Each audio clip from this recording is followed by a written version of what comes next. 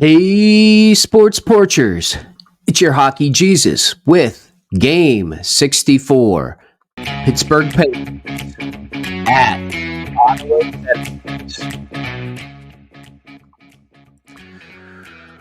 Well, Pittsburgh Penguins fans, another night, another same result. Pittsburgh Penguins hockey is dead.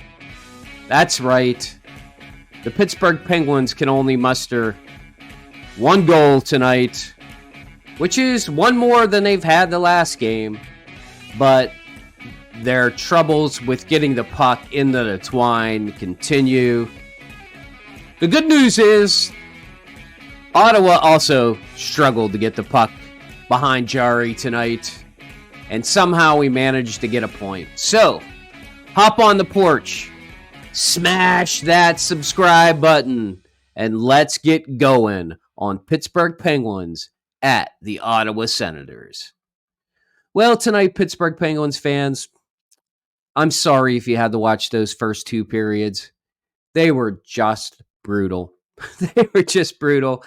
I mean, I know that the Penguins aren't mailing it in. They're definitely out there trying to score goals, but how is it that the Penguins can get over 30 shots again and look as if they just have no chance at getting the puck behind the goalie? Every night, it's the same situation. Shot, no rebounds. Shot, no rebounds. Nobody in front of the net. Shot, no rebounds. And I have to tell you, though, I thought that the defense was doing a good job of keeping Stutzel and Sanderson and Pinto for the most part, pretty neutralized. I mean, they didn't really. They had some. You could tell they were coming, and this Ottawa team, they're a young team, so they're definitely going to get the advantage in the third period when it comes to playing against Pittsburgh Penguins, the second oldest team in the league. So that's actually not surprising that the way Ottawa came out in the third period and just started to dominate the game. Frankly, I expected to see more of that. You did see it a little bit towards the end of the second period, but yeah, it's just that's what's going to happen with these Pittsburgh Penguins now. Not much to play for, maybe a little bit of pride, but other than that, they just it's gut check time. So what happens is Ottawa scores with about 8 minutes left in the game. And you're like, of course they scored. They actually deserved it. They were coming hard. They got the goal. Play, and you see the way Jarry reacts. You're like, maybe there was a little bit of interference. And you see the puck hit him in the face. And you're like, yeah, that's possible. I mean, they could overturn this. And of course, the Penguins are pretty darn good when it comes to replays in the NHL. And tonight was no exception. They actually got the goal off the board and keep it at 0-0. And, it only took about another 4 minutes, and the Ottawa Senators score again on basically a one-time shot from the slot. Look, Jarry looked great tonight. 39 saves, 949 save percentage tonight for Jarry. He obviously kept them in this game for a much longer time period than they should have been in it. He was spectacular tonight, but like most of Jarry's losses, he looks spectacular and he still gets the loss. Now let's talk a little bit about the end of the game.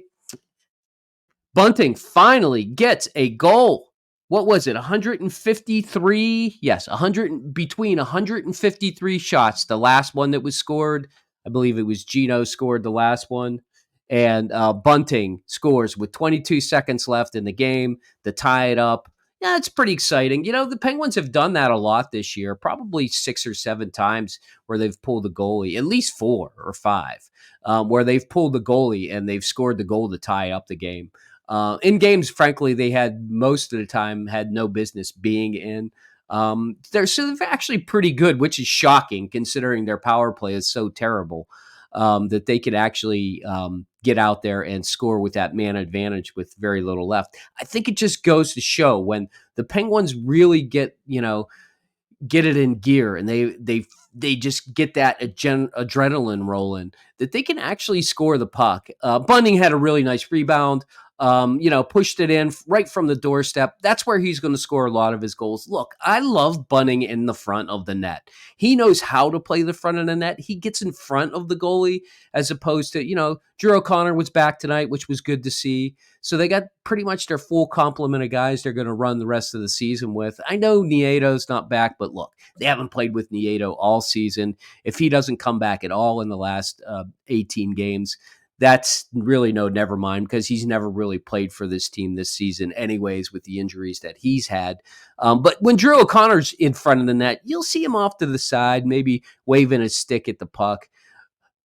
Dude, Bunting stands right in front of the goalie, blocks his view. And that's what happened to Jari. Matthew Joseph was in front of him when they scored that goal that got taken back because it was Matthew Joseph's stick that hit Jari, by the way. But I love that. I think that's going to prove great dividends in the next year. I think he's going to be a good force there. Good for him to get that rebound and put it right in, tie the game. And my favorite and least favorite part of the game, overtime hockey, 3-on-3. My goodness.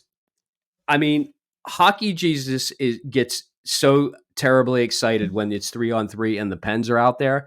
Are you kidding me? How the heck can the Ottawa Senators manage to get 6 shots on goal in overtime? 6 shots on goal. That's how good Jari was. He made 5 of those 6 stops in overtime before they got the game winner. And he just looked great. And you know what? The sad part about that whole thing was there were two brilliant opportunities. Carlson had an opportunity where he went behind the net and the goalie was flat on his back. And Carlson didn't even recognize it. All he had to do was come around with the backhand and slide it in. That would have been an easy goal, but he didn't recognize it. He passed it out. I think eventually it came back to LeTang. Maybe it wasn't this time, but it came back to LeTang on a one-timer, and he totally fanned on it. And then in the same instance, LeTang goes back to play the puck, and he inexplicably just falls down right in front of the blue line. It was a calamity of errors for the Penguins in overtime, but boy, it sure gets exciting anytime you have some back and forth. The way that puck was moving, sometimes they slow it down to the point where it's just like you're just waiting for the change. This was not one of those overtimes. If you have to go back and watch any of this game, I suggest go back to maybe about a minute left in the game. Check out that goal by Bunting to tie it up. And definitely check out the overtime. The overtime was spectacular. One of the best overtimes I've seen all year. Unfortunately, I hate the results. So, Pittsburgh Penguins lose another. They get a loser point, but if you've been watching the Hockey Jesus, I don't play the loser point game, so you'll never hear me say the Penguins are 28, 42, and 17, because I never say 17. The Penguins right now are 28 and 37. They did get a loser point tonight.